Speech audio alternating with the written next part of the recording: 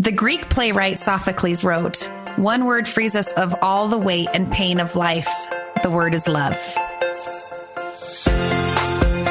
Hello, and welcome to Magnify, an LDS Living podcast where we talk about using our influence as followers of Jesus Christ to make a difference in the world. I'm your host, Catherine Davis, a mom, a seminary teacher, and a Traeger enthusiast who loves God.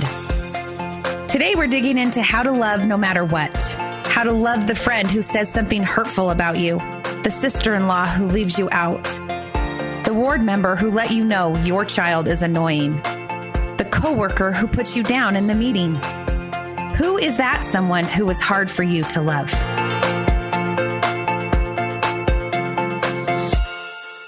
My guest today is someone we all love, the friend next door who helps us solve our problems and gets us out of our ruts. Jody Moore is a certified life coach, a mom of 4, and the author of Better Than Happy. And I learned that Jody has a hidden talent for reciting the alphabet backwards in under 30 seconds. Can you really? That is true. Do you want to hear Yeah, it? I do. It's my party trick. ZYXWVUTSRQPONMLKJIHGFEDCBA. How did you figure out that that was a trick? I don't know why that's so impressive to people. My grandpa used to be able to do it, and we always would say, "Grandpa, say the alphabet backwards." So when I was a jogger and I'd be on long jogs, I just decided to memorize it one day because I don't know why it's impressive to people. It's not really a hard thing to learn, but I think it's super impressive. Thank you. Hey, so this season in the Magnify community, we are talking about how to be women that love well. Because it feels like if we can get good at love, so many of our other problems will melt away. And I've loved listening to you coach, and so much of what you coach about and coach people on is their ability to love no matter what. You often use the platter analogy that when it comes to our emotions, we have a whole platter of options we can pick from, and you recommend that we pick love. Why do you think love is the best emotion? Well, yeah, I recommend that you pick love, and we can choose, actually, is partly why I use that analogy, because it feels like emotions just happen to us, but ultimately they are our choice. Love is the best one, first of all, because of how it feels for us when we're feeling it. It is the best, I would say, maybe most alive and most pure version of us, I think, that we can experience here in our earthly states. So it feels expansive. It feels full in our bodies. It helps us access creativity and problem solving and solutions. It's the opposite of worry and fear and all those negative emotions that we don't like.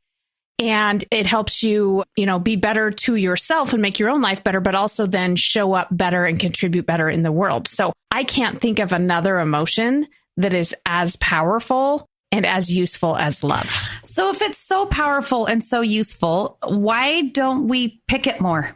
Yeah, good question. So first of all, we don't realize, I don't think, that it is a choice. Right. Again, like I said before, most of us think that emotions just happen to us. And the truth is, what I teach as a coach is that our thoughts create our feelings. And part of the principle of agency is not just the ability to act and do anything that we choose, but it's also the ability to think anything we want to think and therefore feel anything we want to feel. But that said, we have to be in our conscious brains in order to choose thoughts intentionally. Otherwise, our brains do just offer them to us all day long as they're supposed to. So I'm not suggesting that we could or should be in a conscious state, choosing thoughts and emotions all day long. I think that would be exhausting. I don't know that it's even possible. But in moments when you can, and we just take particular situations that life offers, and we slow it down and we take a look at what we're thinking, and that is the best way to choose love. So the reason, in answer to your question, the reason we don't do that is because we're either not conscious, not aware that it's a choice, or we haven't found a believable thought to think that is going to generate love. So I can give you some examples if you want. I'd love to hear an example. Okay. So let's say, like, I have a daughter who's a teenager, and so she's in the thick of, friend drama right now, let's just say. Okay. So if one of her friends says something that she finds to be offensive or hurtful, then in that moment, she's not feeling love for those friends. Mm-hmm. She's feeling hurt, and maybe she's mad at them, or maybe she has judgment for them, or what have you. So in order to get to love, first, we have to slow it down and decide that's what we want, because sometimes we just want to be hurt or mad. And I think that it's necessary that we process and allow for emotions like that. But once you get tired of feeling that way, and I feel like there's a shift from like, this is an appropriate way I want to respond to this life experience versus like, now I'm sort of becoming bitter, and I'm sort of like, I get sick of myself when I'm in that state. And that's how I know I'm ready to take a look at my thoughts. Then it's not just, let's just love those friends. Those may not be, I should say, believable thoughts to my daughter. She has to find thoughts that feel true and that create the sensation of love. And that is challenging work for us to do as humans. I think we've all probably experienced that when you're not ready to forgive or love someone, and someone says, you should just forgive them and love them. We reject that. So it's a matter of timing and consciousness, and then finding the thoughts that would generate love. So do you think we have to fully believe the thought for this thought work to work? Or do our brains kind of accept the truth as we consciously choose that thought? I don't think we have to... we don't have to fully believe it, but we do have to at least partially believe it. And here's what I mean by that. I don't know what you mean by fully believe, but to me, so let's say, we'll go back to the example with my daughter, and this happens with adults too, not just teenagers, but I might offer my daughter a thought like, those girls, maybe they were treating you that way because they felt insecure, and they were just trying, to feel better about themselves. And sometimes, when we feel scared or insecure or nervous, we all do some questionable things or say or behave in questionable ways, right? So I might offer her that thought. Now, as we slow it down and say that, if she agrees with that, usually these are obviously real conversations I've had with my daughter, she'll nod her head and say, yeah, that's true. So she partially believes it. What I mean by she doesn't fully believe it is that her default brain still wants to go back to, but that's not right. That's not fair. They shouldn't talk to me that way. They shouldn't behave that way. I would never do that. All of the other thoughts that are generating judgment. So you have to, at least when you slow it down, a part of you has to go, yes, I know that's true. And then you have to want to focus on those new thoughts, because you're going to have to redirect your brain every time it goes to self-pity or judgment or all the other emotions. You have to go, no, we're done with that. We're remembering that those girls who treated me that way probably were in some kind of pain themselves. And as you redirect it, then you do actually, like the science actually proves that we create new neural pathways in our brains. And so then it becomes much easier to think that thought maybe the next time something happens. But you have to, at least a part of you has to go, yeah, I do think that's true. So it has to start with a believable thought. Yes.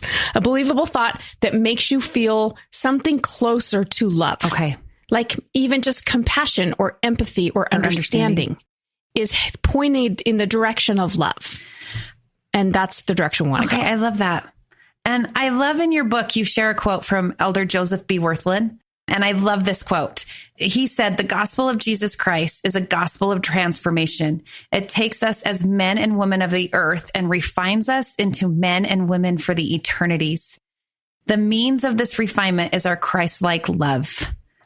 And I think just choosing that thought to be more like Christ, right? Like, first of all, what do you think Christ-like love looks like or feels like? Yeah, it's a good question. And what I love about that quote is the word refining in there, right? That I do think that is, that's what we believe is the purpose of us being here on earth, is to become refined, to become more like our heavenly parents.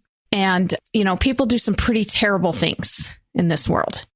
And to be able to love, even in situations like that, requires something of us that refines us.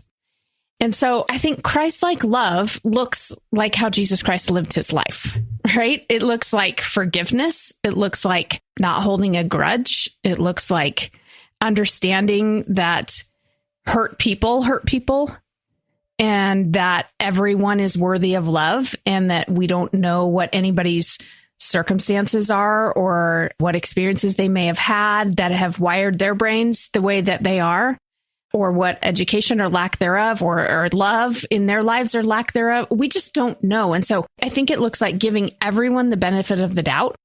And I do want to say that it includes love for ourselves.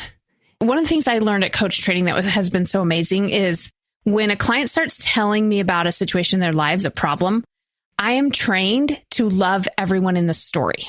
So a client might start telling me about like her daughter-in-law who judges her and doesn't let her spend time with the grandkids or what have you.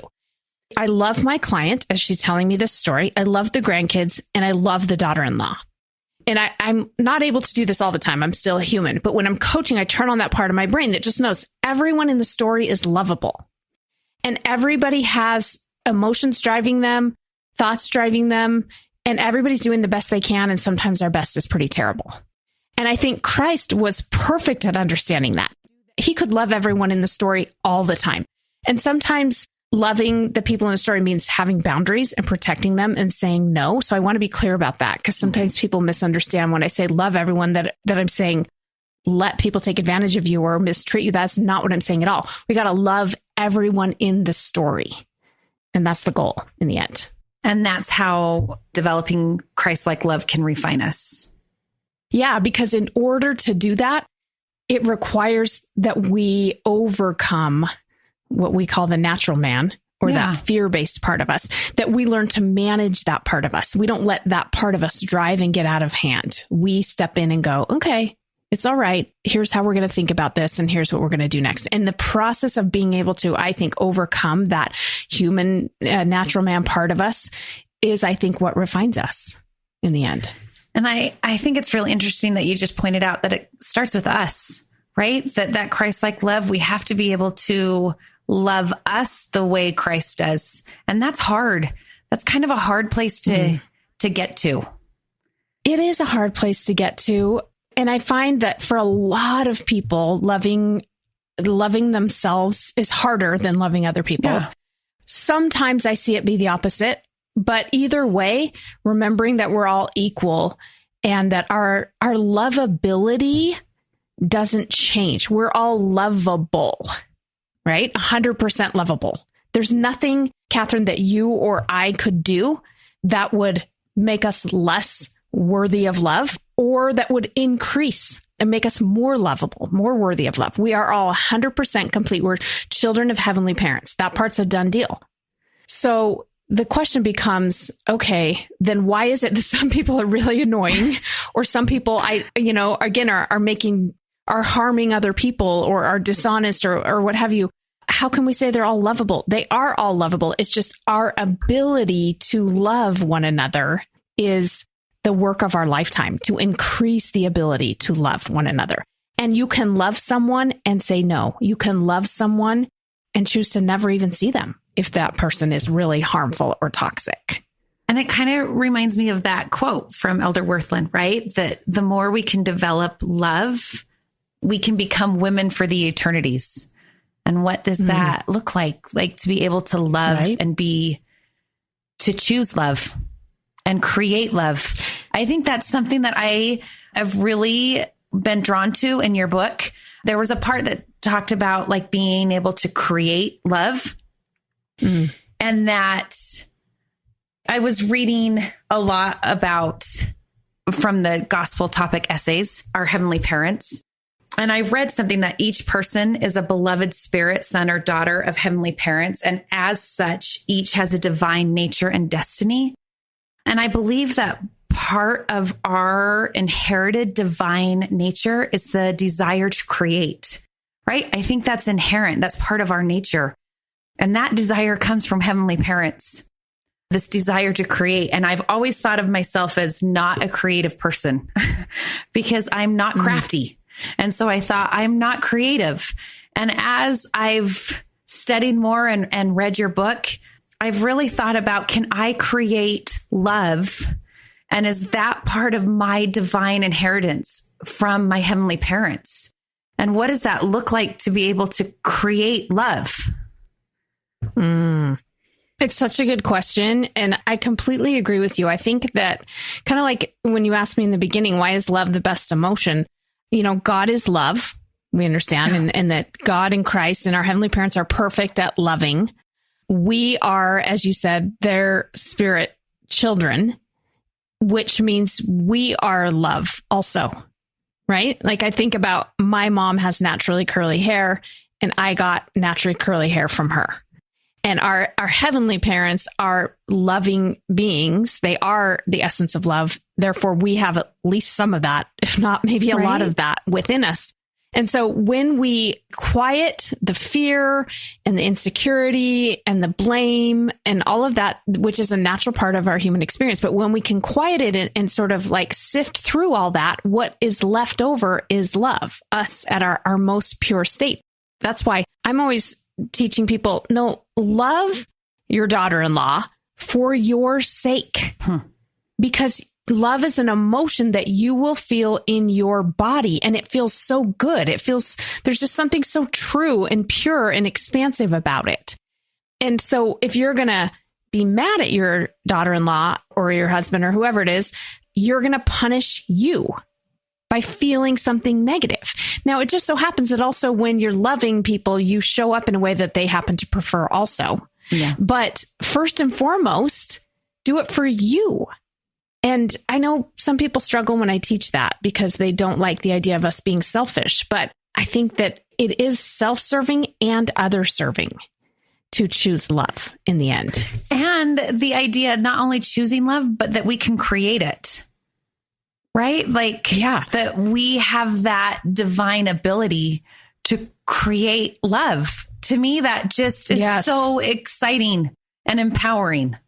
And when you create love, Catherine, when you generate love within you, you are actually the only one that can create it for yourself with your thoughts.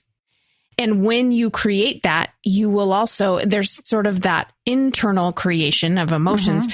You're going to externally create things as well, even if it's, again, the way you show up for people, the way you treat people. You're going to have ideas come to you. I love what you said about us being creative, like our heavenly parents. Obviously, that is not just about being crafty or artistic. I hope not. Creation is just like ideas. We create ideas all the time. You and I are creating a podcast episode right now. Like creation is so much more than just the arts. And for some people, they're creating through analyzing things and putting things into a spreadsheet and creating an understanding of something. Creation is about this idea or concept or thing or tool or class or podcast episode didn't exist, and now it does because we showed up. And if love is fueling us, we're going to do a 10 times better job than if we're fueled by fear or something else. Yeah, because we're trying to become like him, right? If that's our goal, right. And love can help us become more like him, I think. That's right. Yeah. There's a verse in Proverbs that essentially says we are what we think. And this is what you coach people on and kind of what we've been talking about this whole time, that our thoughts create our feelings, which fuel our actions, which end up creating our results. And so, like we've talked about, if it starts with a thought, and how do you get into that self-conscious brain where you deliberately choose a thought instead of just we think thoughts just happen? How do you consciously decide? Yeah. So what I do and what I recommend for others is when you have a situation where you decide, okay, I'm tired of feeling this way. I want to feel better. I want to be more kind or more loving or what have you. The simplest place to begin is just separate out the facts from the thoughts, because we tend to think that our thoughts are facts. We think that our thoughts are just us observing the world around us. And they are based on our observations of the world, but there are observations of the world filtered through the lens of how we see the world, based on our life experiences, a little bit our DNA, all kinds of things. So we want to get really clear. These are facts and these are thoughts. So what I always tell people is, okay, facts are the really boring, like put on your attorney hat. We could prove this in a court of law. Everybody would agree part.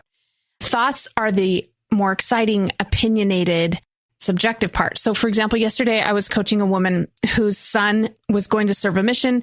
he had gotten his mission call and, gotten all the immunizations in his passport and all the things he needed to go. And then 2 weeks before, he said, I decided I'm not going to go, Mom.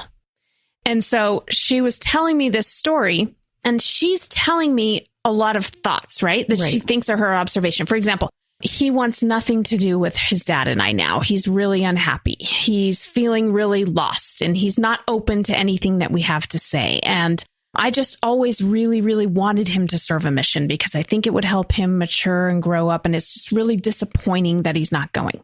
These are all thoughts that feel like to this woman, and we all do this, myself included, they feel like just the truth about what's going on. So what we did is we separated out the facts from the thoughts. The facts are just, okay, you have a son. He got some shots. He got a passport. He had a mission call, and then he didn't go. Those are the facts. They're actually, when we pull them out, we want to pause and go, they're just facts. It's just what happened. We might say it's disappointing and it's too bad, or we might say it's fine, it's understandable, or we could even, if we had a crystal ball and could see into the future, and if he would have gotten on the plane would have crashed, he would have died, then we would go, thank goodness he didn't go, right? So facts are just facts until we wrap story and we translate them through the lens of our thoughts. And it's okay that we do that. But I always recommend first you just separate out the facts, because everything that's left over is up for grabs. And it doesn't mean that you shouldn't have thoughts. There are no thoughts that are wrong thoughts. It's just this part is all optional. So when she tells me he wants nothing to do with his dad and I say, I know you think that's true. I know you have a lot of examples you could give me, but that's just a thought that isn't creating an emotion that you like. And so we have to sift through those thoughts and then choose them more intentionally. So Jody, with that example, and if we're talking about creating love, like walk me through how you would coach this mom on some thought work on how to create love for herself, for her son, for the situation. How does she create love? Yeah. So ultimately what we decided, and remember, it's love for everyone in the story. Yeah. Okay. So love for herself, love for her son, love for her husband who was in the story as she was telling it to me, love for everybody in the story. What does that look like? Not an easy question to answer. And it's a personal question. I don't tell my clients what they should do. I just try to help them get to loves and then they figure out what to do. But as a parent, you can still hold your child accountable, especially if that child is under a certain age or living in your home or dependent on you financially. And for me as a mom, I view that as part of me being the kind of mom I want to be, is to hold my kids accountable to what I expect of them. I can do that from love, or I can do that from frustration, and I'm going to get a different result either way. So for example, when she says that her son, I don't think she did give me this example, but let's say he's talking back to her or something. He's talking in a disrespectful way, right? She could say, oh, you know what? In our house, we don't talk to each other that way. So the consequence is either like, you'll just need to go to your room, or you need to, go for a drive until you can calm down, or I'm going to go for a drive, or whatever you want, or you take away cell phones, or you get to decide as the parent. My point is that you can be in a space of love and do that and say, I love you. And I can see that you're struggling right now. And I'm sorry you feel that way, but this behavior is not acceptable. Or what I normally do instead is we do it out of frustration and anger. And then we snap, or we yell, or we're upset, or we're frustrated, or we do nothing. We just walk away and throw our hands up in the air and complain to everyone around us about it. So I'm good at that. Me too. I'm a pro at that. So the alternative is, the thoughts ultimately that I helped this woman, and she's going to have to practice redirecting. A part of her believes it, but a part of her brain is still going back to the old thoughts of this is so disappointing. But what I offered to her is like, what if nothing's gone wrong here? What if your child is having the exact experience he's supposed to have? What if he was supposed to, because she kept saying, I just wish he wouldn't have even, done all that stuff and prepared. And I wish he would have just from the beginning said, I'm not going to go. And I I pushed back on that, and we questioned it, and we just played with like, why do we want him to go so badly? What do we think it's going to do for him? And ultimately, can we take a look at where we're at and decide that, she wanted him to grow. She wanted him to have experiences. All good things that would serve him. All good things, right? But I said, what if he's having that experience right now? And what if this version of it means that he's going to grow and you're also going to have the opportunity to grow instead of just him? And what if it was always meant to be this way? Now what? Who do I want to be now? What kind of mother do I want to be? What kind of woman do I want to be? How do I want to think and feel about all of this? And ultimately, that's where she's working to get to is what if nothing's gone wrong? What if I'm not just going to go, all right, I guess I'll deal with this. What if I'm going to go, this was always going to happen this way. And I wonder what's going to happen next. So it's a sort of a shift away from trying to control things we can't control, like our kids, to what we can control, which is ourselves. Who am I going to be now? And I think that's why it's called thought work, right? Because it's not easy. Yes. And I like how you said you kind of pushed back on some of her thoughts, that sometimes we have to push back on some of our thoughts that lead us to a certain conclusion or. Yeah. And in the beginning, I love that you said, Catherine, it's not easy, because that's what people say to me a lot until they have one time of trying it out. And then they realize it's so much easier than what we do instead, which is try to control the world around us. It's way easier. It just takes you trusting for a minute. We call it faith in our religion, right. Having faith that like, this is the Lord's plan and that he's in charge. And then everything's going to work itself out in the end. When you let go for a second, the brain thinks this is dangerous. We should be worried about this. We should be mad about this. But when you just try for a minute, what if I wasn't mad about it? What if I wasn't upset? What if I just chose love? What if I just decided this person's worthy of love? I have no idea what their life experience is, but they're still worthy of love. It's like a relief because you stop trying to control things outside of your control. I love that. This reminds me, I have a couple of teenagers, and especially when we started getting into that realm of teenagers, I used to worry a lot about their decisions because the consequences seemed bigger to some of their decisions that they were making. And I remember one night I was up really late, worried.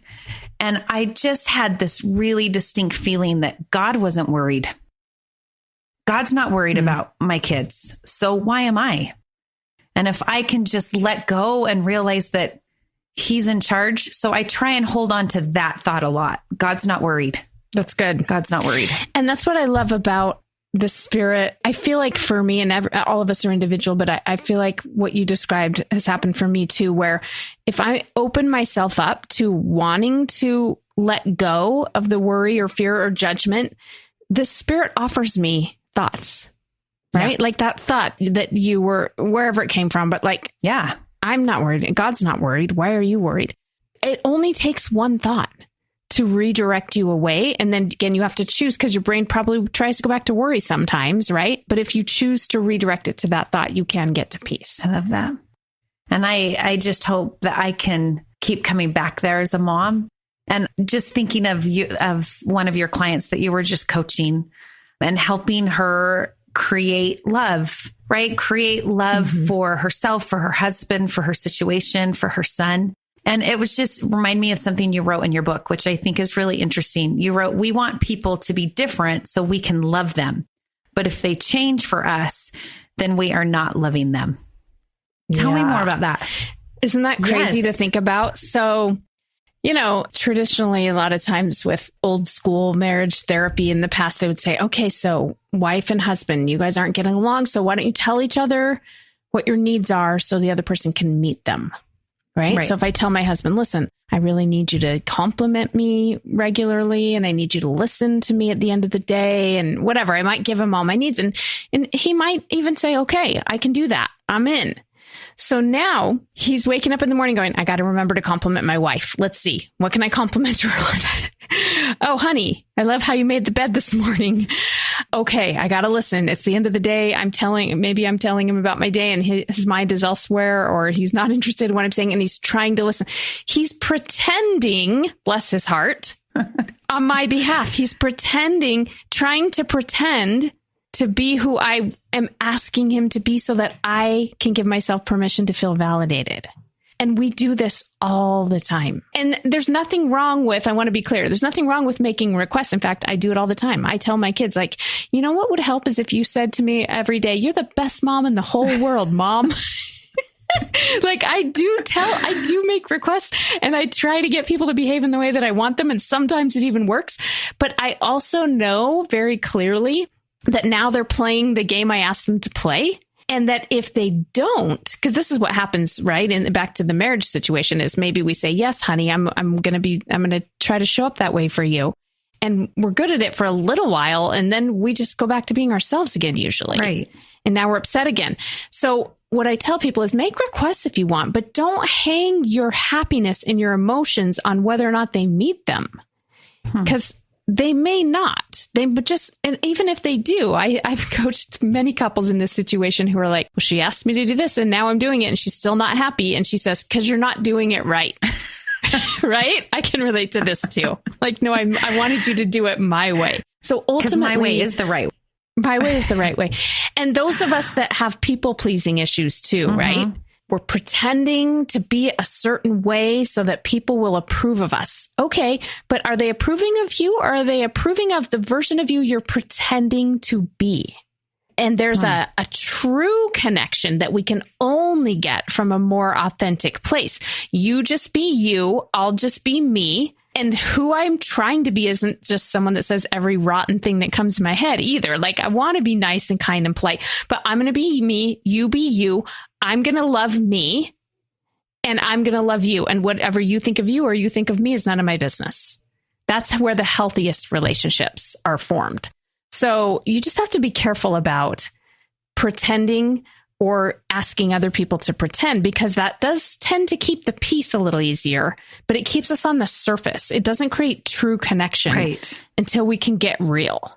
And I think until we can understand what you said earlier, that everybody is 100% lovable right now. There's nothing we can do to make us more lovable or make us less lovable. Isn't that kind of crazy to think about? It's hard to wrap your head around. It's human nature that we will have preferences and things.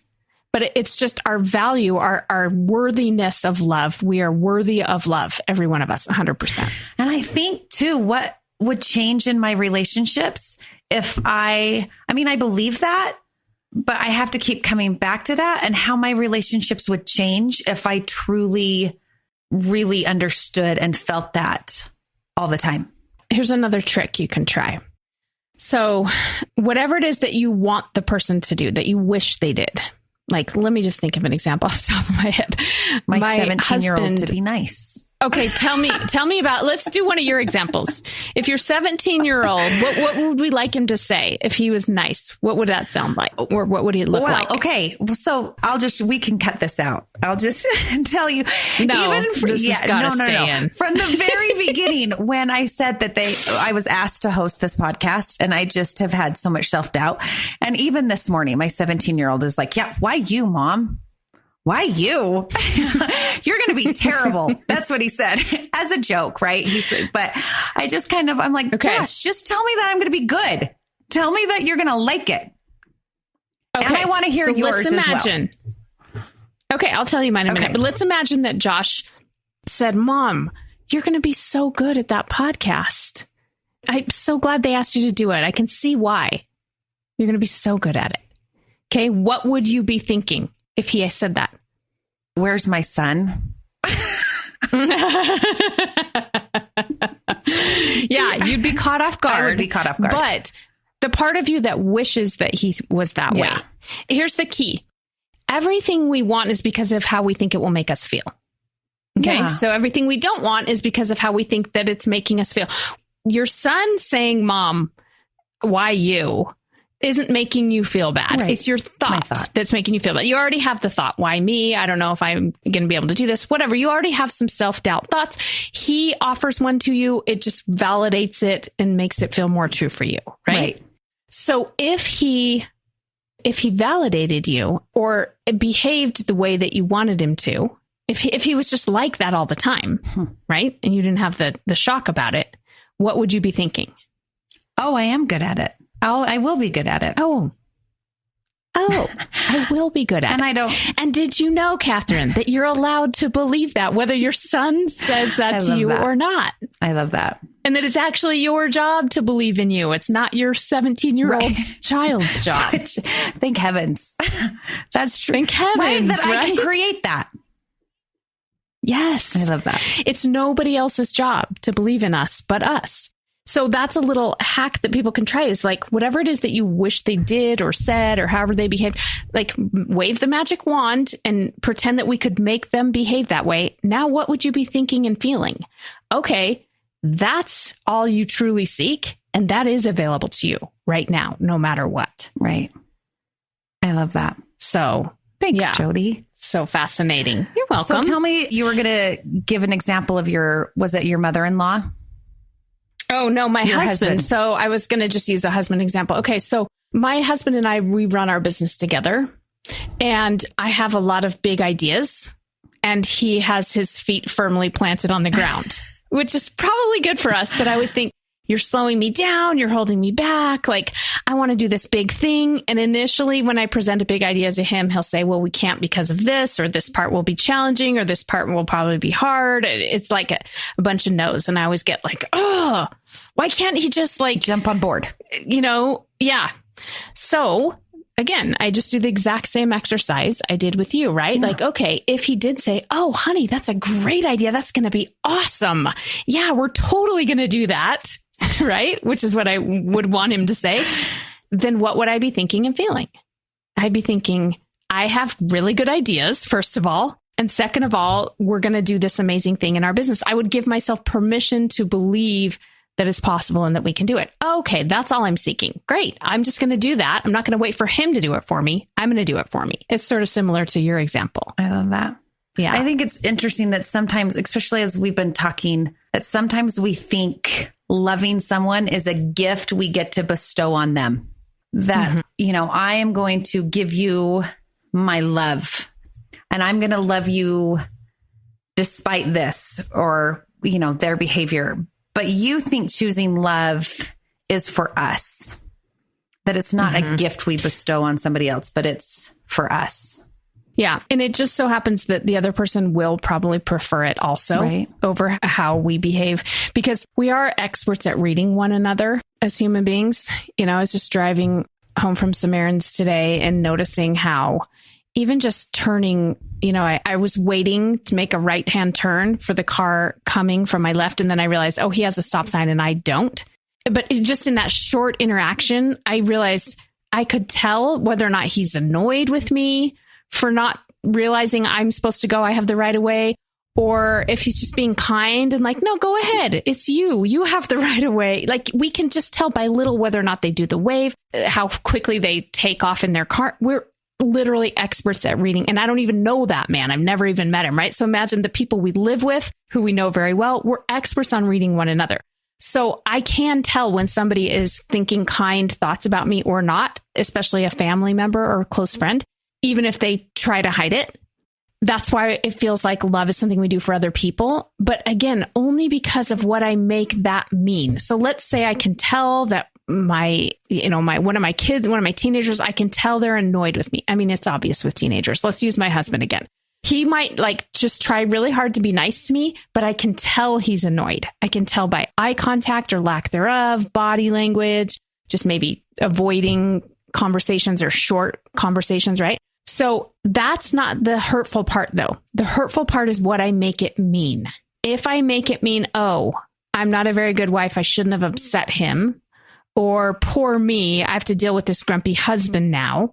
Whatever thoughts I start thinking are what cause me to feel whatever I'm feeling. Same when he's loving me, when he's really kind and open and available and connecting and listening and all the things that I want him to be, or like happy and funny and lighthearted. That's still not creating my emotions, my thoughts. This is fun. I like being around him and feeling good about myself. That's what creates my feeling. It's just that we use other people's behavior to determine what we're going to believe is true about ourselves or our lives. And it's okay that we do that. Again, I'm not trying to turn anybody into a robot that's just smiling all the time. But just knowing that you're the one creating it all the time is so empowering. It really is life-changing. I think that to me, it's empowering. It doesn't feel overwhelming. I feel like I can do this. It's not dependent on anybody else. It's dependent on me. And that's what I have control over. Yes. That's why it's the best news ever. It is the best news ever. And I'm just curious, how has striving for you to live from a place of love, has it improved your relationships? Has it improved your life? It's definitely, yes, improved my personal relationships and my life. I will say the most obvious way to me is how it's impacted my life in ways I never even predicted, because to me, just trying to better love everyone in the story, as I said earlier, in my own story, in my own life, has created a sense of abundance. So let me give you some examples. I heard someone say years ago, it was like one of my good friend's mothers. She said, if ever something gets stolen from me, I just decide that whoever took that must have needed it a lot more than I did. And that really stuck with me. I remember thinking, that's so cool. Like, that's an awesome way to think about it, because you already lost whatever thing got stolen. So that's a bummer. But why do you want to be mad about it and hold a grudge and wonder who it was and become more bitter? Let's just allow the disappointment or the inconvenience or whatever, but then shift into love. That person must have needed that thing more than I did to go out of their way to steal it. And so I sort of took that and tried to apply just the mindset behind it to my life. And we really try to do this in our business. One of our values in our business is err on the side of generosity. And we have to be loving everyone to do that. So if a client or a customer, has a complaint or a demand or a request, sometimes it's easy to get frustrated. Like, hey, it says right there in the policy or what have you, right? As a business owner, it's easy to get frustrated. They say like 20% of your clients will take up 80% of your time. And there just always are some challenging ones. We just decided we're going to love and err on the side of generosity. So if somebody comes along and accuses us of not, and this doesn't happen often, but it has before, we had a really high-end event and it was a multiple day small group. This was years ago. And there was one woman there who was really lovely the whole time she was there, and she participated, and she even bought like gifts for everybody in the end. And then she got home and she wrote us this email saying she didn't think it was worth her money and she was disappointed and all of this. And so instead of going to where my brain wants to go, which is all the judgment, right? All the thoughts, we just said, okay, would you like your money back? And we just gave her, it was many thousands of dollars. And we just gave it all back. And it felt so good to me to just be like, we're just going to choose generosity and love. We do live events sometimes. We have an event that our clients who have been with us for a certain amount of time get to come to for free every year. And it's gotten pretty big. In fact, we have like multiple thousands of people that come to that event. And so last year we were trying to figure out the check-in process. How are we going to check in all of these people in a timely manner with the staff that we have? And how's that going to work? And I was like, wait, why are we checking people in? And my staff said, well, we need to make sure they meet the requirements. They have to have been in our program a certain amount of time. And I was like, but why? If somebody wanted to sneak in who didn't meet the requirements, I want them to be there. I want them to get whatever they can out of that event.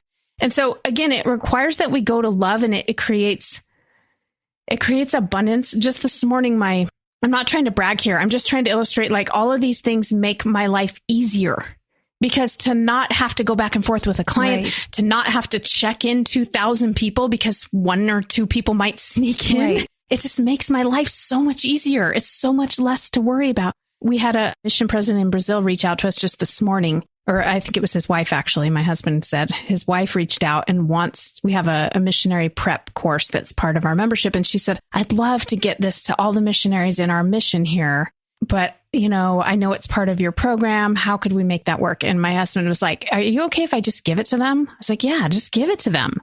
Like, we want to spread the message of what we're trying to do.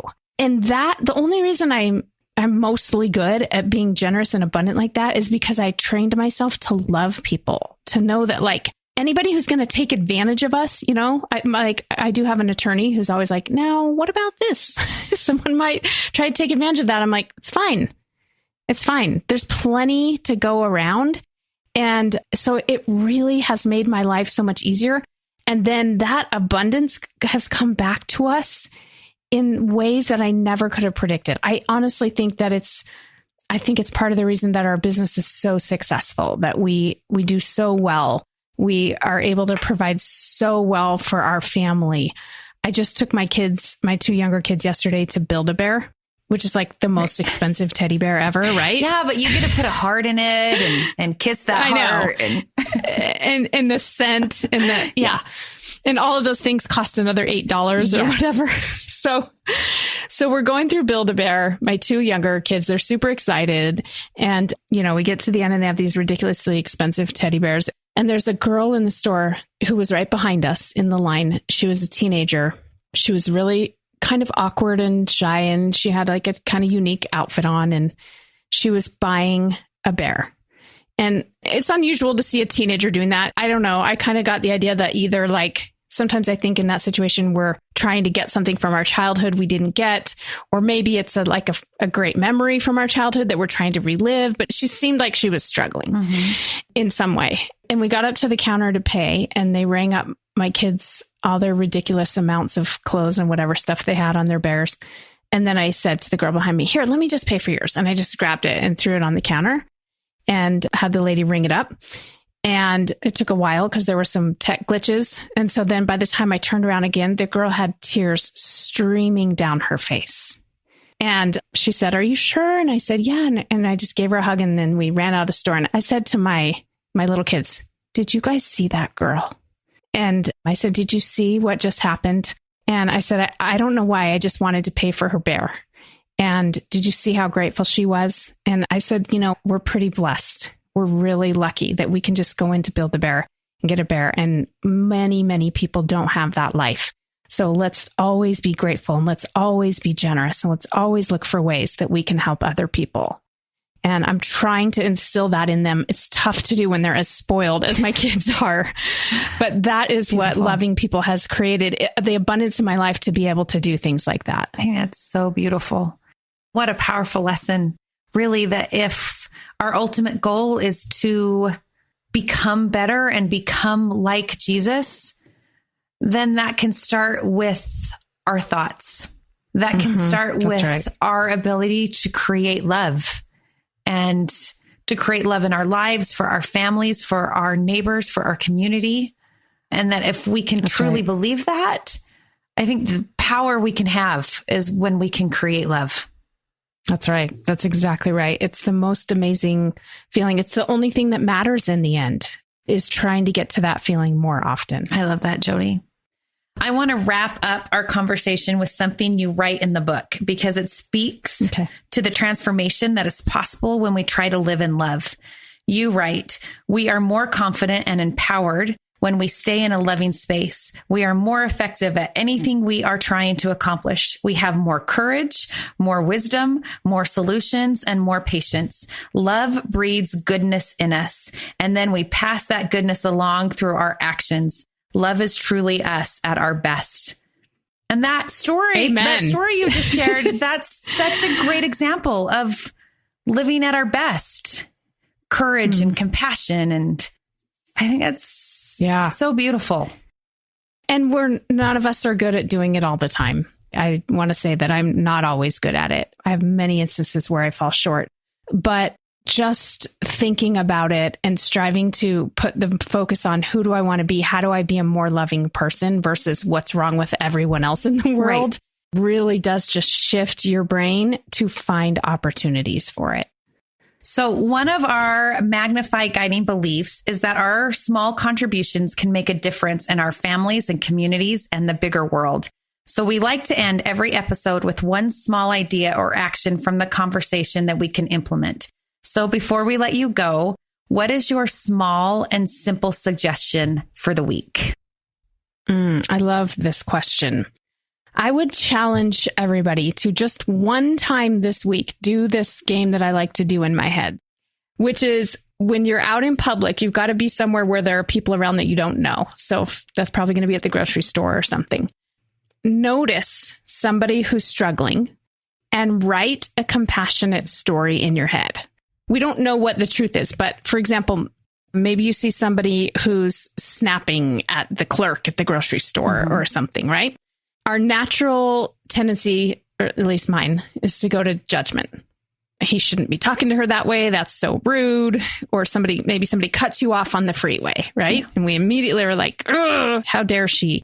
Try on telling a different story in your head. So I like to make up a story like, oh, that guy, he was up all night taking care of his sick mom. She has cancer. She's about to die. He's the only child. There's no one else to help. And his dad's not around either. And he's struggled in his relationship with her his whole life. He's trying to come to terms with it now. And he's really conflicted and exhausted and worried about money and everything else. That's why he's snapping at that clerk. The story's not going to be true, most likely. Whatever story you make up, it doesn't matter. Make up a compassionate story about why that guy that just cut me off on the freeway, or that woman that just cut me off on the freeway, she just got a call from her daughter who didn't make it on the tennis team, and she's crushed. And she's been waiting for this moment her whole life, and she's trying to hurry and get to her daughter so that she can comfort her.